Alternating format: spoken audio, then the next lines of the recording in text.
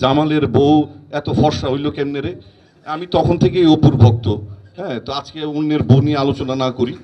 আমি শুরু থেকেই বলেছি এটা আমার পরিবার, এবং এটা প্রমাণ করতেই আমি এসেছি।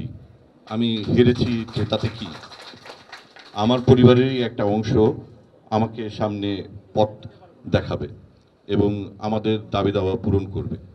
যাই হোক, এই সংঘটা শুরু করে আমার আমাদেরই একজন সহকর্মী এবং আমার সম্পর্কে আত্মীয় হয় তৌকির আহমেদ।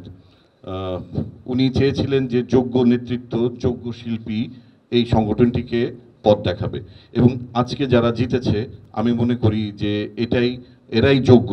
হ্যাঁ, এবং এরা সামনে আমাদেরকে আমাদেরকে ছায়া, আমাদের মাথার উপর ছায়া হয়ে থাকবে। আমরা কখনো নিজেদেরকে অসহায় ভাববো না, একা ভাববো না। আমার তো এখনো মনে হয় ওই অপুর ওই টিভিসিটা, জামালের বউ এত ফর্সা হইল কেমনে রে। আমি তখন থেকেই অপুর ভক্ত। হ্যাঁ, তো আজকে অন্যের বউ নিয়ে আলোচনা না করি। হ্যাঁ, তো যেটা হচ্ছে, সবাই ভালো থাকবেন এবং সবার জন্য অনেক অনেক শুভকামনা।